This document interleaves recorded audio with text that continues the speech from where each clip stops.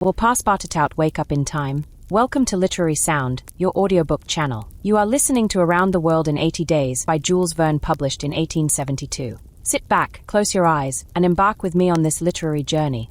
Chapter 20, in which Fix comes face to face with Phileas Fogg. While these events were passing at the Opium House, Mr. Fogg, unconscious of the danger he was in of losing the steamer, was quietly escorting Aouda about the streets of the English quarter, making the necessary purchases for the long voyage before them.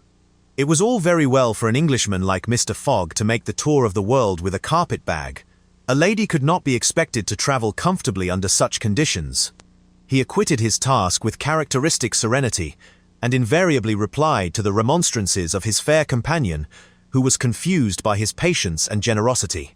It is in the interest of my journey, a part of my program.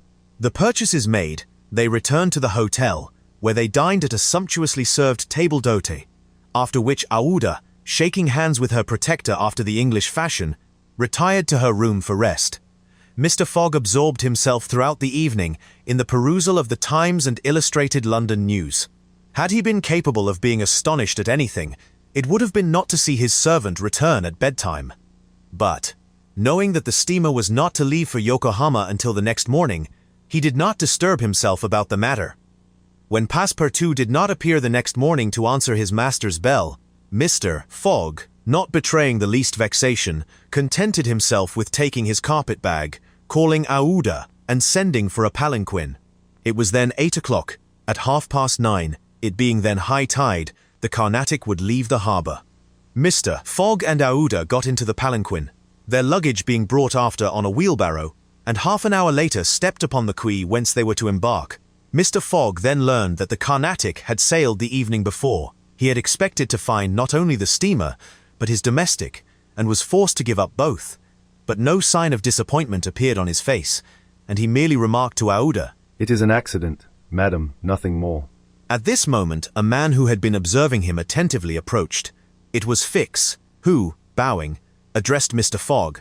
Were you not, like me, sir, a passenger by the Rangoon, which arrived yesterday? I was, sir, replied Mr. Fogg coldly. but I have not the honor. Pardon me, I thought I should find your servant here. Do you know where he is, sir? Asked Aouda anxiously. What? Responded Fix, feigning surprise. Is he not with you? No, Said Aouda. he has not made his appearance since yesterday. Could he have gone on board the Carnatic without us? Without you, madam. Answered the detective. Excuse me, did you intend to sail in the Carnatic? Yes, sir. So did I, madam, and I am excessively disappointed.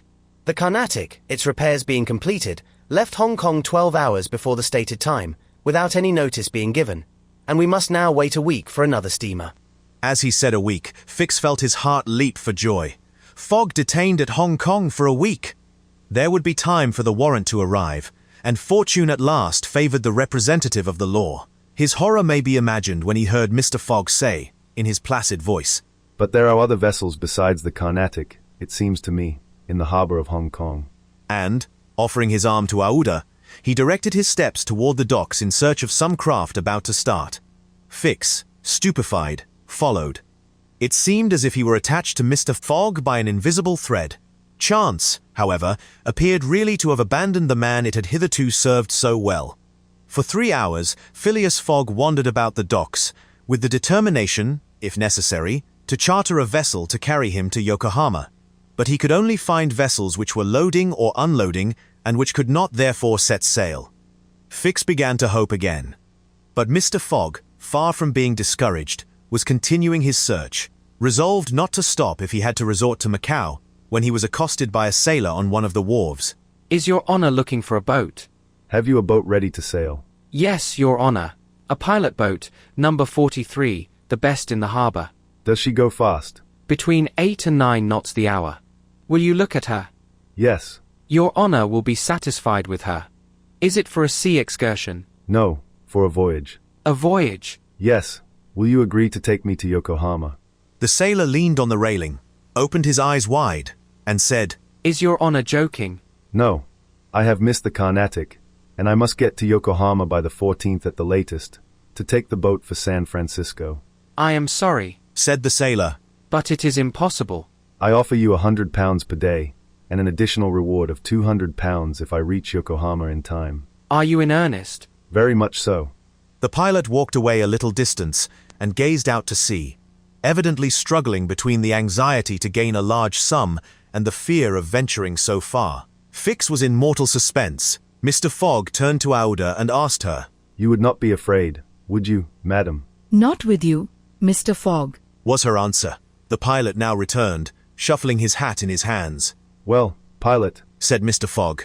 Well, Your Honor, Replied he. I could not risk myself, my men, or my little boat of scarcely 20 tons on so long a voyage at this time of year.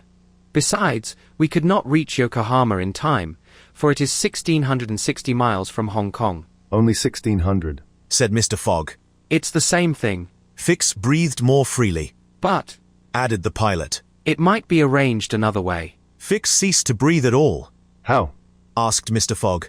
By going to Nagasaki, at the extreme south of Japan, or even to Shanghai, which is only 800 miles from here. In going to Shanghai, we should not be forced to sail wide of the Chinese coast, which would be a great advantage, as the currents run northward and would aid us. Pilot, Said Mr. Fogg. I must take the American steamer at Yokohama, and not at Shanghai or Nagasaki. Why not? Returned the pilot. The San Francisco steamer does not start from Yokohama.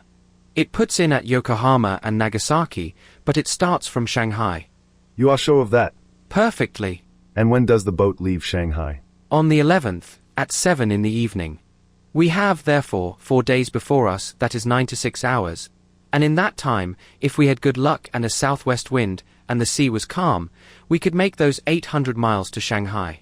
And you could go. In an hour, as soon as provisions could be got aboard and the sails put up. It is a bargain. Are you the master of the boat? Yes, John Bunsby, master of the Tankadeur. Would you like some earnest money? If it would not put your honor out. Here are £200 on account, sir. Added Phileas Fogg, turning to Fix. If you would like to take advantage. Thanks, sir. I was about to ask the favor. Very well. In half an hour we shall go on board. But poor Passepartout. Urged Aouda, who was much disturbed by the servant's disappearance.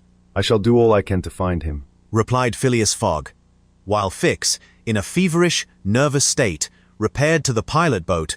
The others directed their course to the police station at Hong Kong. Phileas Fogg there gave Passepartout's description and left a sum of money to be spent in the search for him. The same formalities having been gone through at the French consulate, and the palanquin having stopped at the hotel for the luggage, which had been sent back there, they returned to the wharf. It was now 3 o'clock, and pilot boat No. 43, with its crew on board and its provisions stored away, was ready for departure. The Tankadeur was a neat little craft of 20 tons, as gracefully built as if she were a racing yacht. Her shining copper sheathing, her galvanized ironwork, her deck, white as ivory, betrayed the pride taken by John Bunsby in making her presentable. Her 2 masts leaned a trifle backward. She carried brigantine, foresail, storm jib, and standing jib, and was well rigged for running before the wind, and she seemed capable of brisk speed, which, indeed, she had already proved by gaining several prizes in pilot boat races. The crew of the Tankadeur was composed of John Bunsby, the master, and 4 hardy mariners, who were familiar with the Chinese seas. John Bunsby, himself, a man of 45 or thereabouts, vigorous, sunburnt, with a sprightly expression of the eye, and energetic and self-reliant countenance, would have inspired confidence in the most timid. Phileas Fogg and Aouda went on board, where they found Fix already installed. Below deck was a square cabin, of which the walls bulged out in the form of cots, above a circular divan. In the center was a table provided with a swinging lamp. The accommodation was confined, but neat. I am sorry to have nothing better to offer you, said Mr. Fogg to Fix, who bowed without responding. The detective had a feeling akin to humiliation in profiting by the kindness of Mr. Fogg. It's certain, Thought he. though rascal as he is a polite one. The sails and the English flag were hoisted at 10 minutes past 3. Mr. Fogg and Aouda, who were seated on deck, cast a last glance at the quay, in the hope of espying Passepartout. Fix was not without his fears lest chance should direct the steps of the unfortunate servant, whom he had so badly treated, in this direction. In which case, an explanation the reverse of satisfactory to the detective must have ensued. But the Frenchman did not appear, and, without doubt, was still lying under the stupefying influence of the opium.